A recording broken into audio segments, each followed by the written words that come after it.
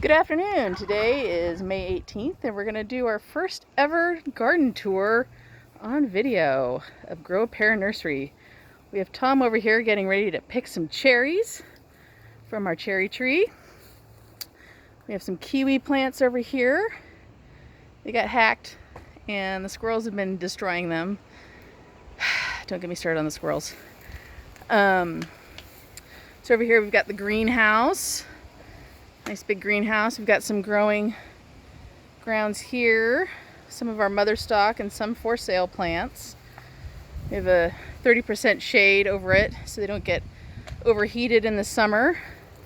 We have another shade house over here. Lots of native plants in there, some herbs as well.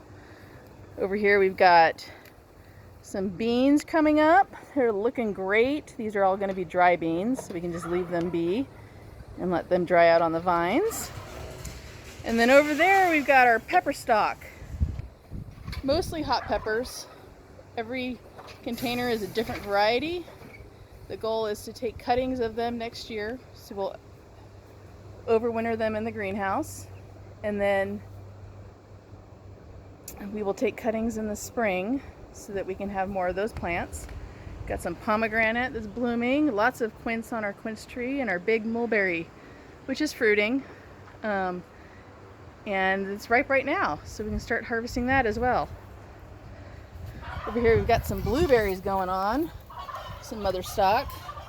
So we're working on bringing you some blueberries. Over here is an herb and strawberry bed. We've also got some beneficial plants like blanket flower and comfrey. We have an avocado tree in there that's still pretty small. This is my new favorite rosemary. It's called Barbecue, and it has these nice straight long branches that are great for skewering your barbecue items. Lots of thyme. The thyme's doing fantastic. That's a loud little goat. Over here we have a little shade bed with natives. We've got some native irises and huckleberries. We've got some currants, some snowberry.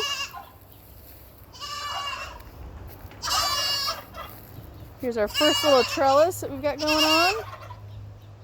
It's got these are green beans. We've got some more natives over here. And a loud little goat. Over here we're growing some watermelons. They're looking good, and onions.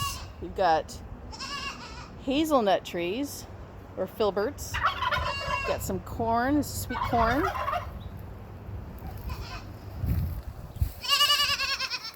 Amaranth that seems to reseed itself every year. We've got potatoes growing over there. Some more onions and a few flowering plants, beneficials. We always grow marigolds with our tomatoes. There's one of our tomatoes. These are our tags. Let's see if we can zoom. It's not going to zoom. You can see we punch holes in the tags and hang them on the cage so it's easy to find. We've got pepper plants. We've got some squash in there doing really well. Some more corn. These are fun. These are breadseed poppies. Those round balls on the ends contain poppy seeds that we can use in muffins. Got a bunch of garlic doing really good. We'll show you some more down there. Some more peppers. Got some squash going on over here. So on this trellis, we've got some small squash and some onions, more tomatoes, some more garlic. Look at that garlic. Some more onions here. Some really pretty native plants over here. We've got some California fuchsias. We've got some Fremont's mallow. We've got some sage. And then in the back we have some angelica that's purple, which is a really cool plant. Over here we've got some verbena that I really like. It's not a native, but it's pretty bulletproof. And I love the tall, wispy flowers on it. We've got some sweet alyssum next to the tomatoes. Those are another attractant of beneficial insects. We've got more tomatoes and onions and garlic. Agastache, which is a wonderful beneficial plant. Attracts bees and hummingbirds. Over here we have some more beans. These are not a tall growing pole bean. They're kind of a semi-pole. So they don't get real tall, but they're a dry bean. They're called anasazi. The peas are kind of ending their stay. They're starting to get a little old, so we're going to keep the rest of these as seed. You can see some of those.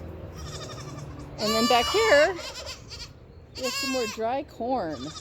And that's going to be great. We've got popcorn and flour corn back there. Over here we've got some more onions, some flowers. This is my new favorite watermelon. It's a bush type watermelon, so it stays small and you can grow it in a container. So this location here, it's not going to take up too much space. So it's perfect for this small area. Great for small gardens. Over here we've got a bunch of nasturtiums on the chicken fence. Got a zucchini. We've got cucumbers on this arbor. Tom is up in the tree picking cherries. And over here, you can see we've got poppies. Lots of California poppies growing. And more peas. These are shelling peas, so you don't eat them with the pods. You shell them out of the pods. Got some nice big squash going on over there. And this garlic. Oh, this garlic is enormous. This is Kettle River Giant, I believe. It's a big garlic. And then my favorite plant here is the Mattila Poppy. Look how pretty this flower is. It looks like a fried egg. I love these. They're my favorites. And there's a whole bunch of blossoms gonna pop on it. And then over there is some white sage. White sage is great for making smudge sticks. But if you grow it yourself, it's the most sustainable way to do it because the native populations of white sage have just been decimated by people over harvesting it for smudge sticks. Here we have a pear tree. It's looking great. This is a bosque pear. I think this is the best it's ever looked. And then over here our persimmon is just starting to push leaves out. We have a lot of fruit trees on this lot, and then we have a big apricot here. And this is the first year in several that we've got some fruit on it. Lots of fruit. It's their best harvest in years. It does have some fire blight going on, you can see, and we can talk about that later. It's just the dead twigs that we need to cut off. An Asian pear, not so great. And then over here is our melon patch. Got lots of different melons, a couple squash, big artichoke plants. And you can see over there, there's a big artichoke as well. Next to a wild lilac, Ray Hartman. Some more natives over here. That kid's making me crazy. Some more nasturtiums. We like to grow nasturtiums because they repel certain pests. And they're edible if the need arises. Here we've got some raspberries. This is our raspberry patch. Just getting ripe. I just harvested a bunch the other day, so we don't have too much. Cabbage is getting close. This one's splitting over here. This big one. I think it's time to go. We just didn't pick it soon enough. And then over here is our favorite tree. This is the Suncrest Peach. We just planted it this year because we killed the last one. But the Suncrest Peach is the most delectable, juicy peach we've ever eaten. And we have some more garlic. And this is a chicken house. Hi girls, what's up? And there's Tom picking cherries. And that is our garden.